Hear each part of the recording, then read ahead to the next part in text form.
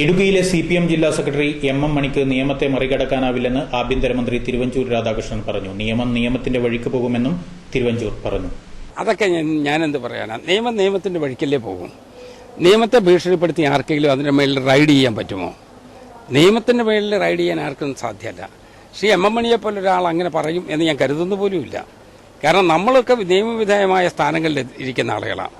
അത് ജനപ്രതിനിധികളായാലും ശരി, അതിന് മേളിലുള്ളവരായാലും താഴെയുള്ളവരായാലും നമ്മൾ ആ സ്ഥാനത്ത് ചെന്നെടുത്തതിന് ശേഷം നമ്മൾ കടന്നു വന്ന ആ പാലം പൊളിച്ചു കളയും എന്ന് പറയുന്നതിനോട് യോജിക്കാൻ പറ്റുമോ? അതുകൊണ്ട് നിയമത്തിന്റെ വഴിക്ക് പോട്ടെ, ആ നിലയിൽ തന്നെ മുന്നോട്ട് പോകും. അത് അദ്ദേഹം തീരുമാനിക്കേണ്ടത്. നിയമത്തെ ഇതൊന്നും ബാധിക്കില്ല. നിയമത്തിന്റെ വഴി തന്നെ പോട്ടെ. സാറിനെ ബ്ലെയിം ചെയ്തിട്ടുണ്ട്. അതായത് കേസസ് പോസ്റ്റ് ചെയ്തിരിക്കുകയാണ്,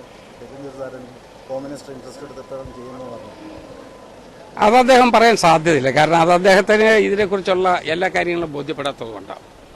നമ്മൾ ഗവൺമെന്റ് ചെയ്യേണ്ടത് എന്താ? സത്യം പറഞ്ഞാൽ മണി കൊടുത്തിട്ടുള്ള ഒരു ഓപ്പൺ ഡെപ്പോസിഷൻ ശരിയാണോ എന്ന് പരിശോധിക്കാനാവും. അപ്പം മണി പറഞ്ഞത് ശരിയാണോ എന്നുള്ളത് മാത്രമല്ലേ നമ്മൾ പരിശോധിക്കുന്നുള്ളൂ. അപ്പം മണിക്ക് സത്യം പറയാനൊരു സാധ്യത കൊടുത്തു നമ്മൾ. അതിനെ എന്തിനാ തെറ്റിദ്ധരിക്കുന്നത്? പിന്നെ ഇങ്ങനെ ഒരെണ്ണം വന്ന ഒരു ഗവൺമെന്റ് എന്താ ചെയ്യേണ്ടത്? ഗവൺമെന്റ് മുമ്പിലുള്ള പോംവഴി എന്താ? ഞങ്ങൾ ഒരാളിനെ വെട്ടിക്കൊന്നു, ഒരാളിനെ കുത്തിക്കൊന്നു, ഒരാളിനെ വെടിവെച്ചു കൊന്നു, 13 പേരുടെ ലിസ്റ്റ് ഉണ്ടാക്കി എന്നൊക്കെയുള്ളതാണല്ലോ ചാർജ്. അങ്ങനെ വരുന്ന ഒരു സന്ദർഭത്തിൽ ഒരു ഗവൺമെന്റ് പിന്നെ എന്താ ചെയ്യേണ്ടത്? ഗവൺമെന്റ് കയ്യും കെട്ടി നിൽക്കാൻ പറ്റുമോ?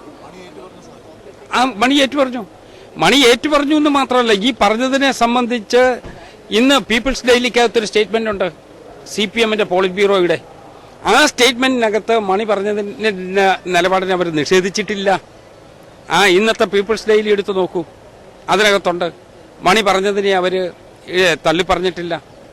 അപ്പോ നമ്മളെ സംബന്ധിച്ചിടത്തോളം അങ്ങനെ ഒരാൾ പറഞ്ഞു കഴിഞ്ഞാൽ എന്താ ഗവൺമെന്റിന് നിയമപരമായി ചെയ്യാൻ പറ്റുക? കേസെടുക്കുക എന്നുള്ളതല്ലേ. അതിനുശേഷം അത് തെളിയിക്കാൻ, ഈ പറഞ്ഞ കാര്യം തെളിയിക്കാനായിട്ടുള്ള ആളിനുള്ള സാധ്യത കൊടുക്കുക എന്നുള്ളതല്ലേ. അത് കൊടുത്തു. അതിന് പിന്നെ വെറുതെ ബേജാറാകണ്ടല്ലോ. ഇൻവെസ്റ്റിഗേഷനില്ല, ഞാൻ പറയില്ല.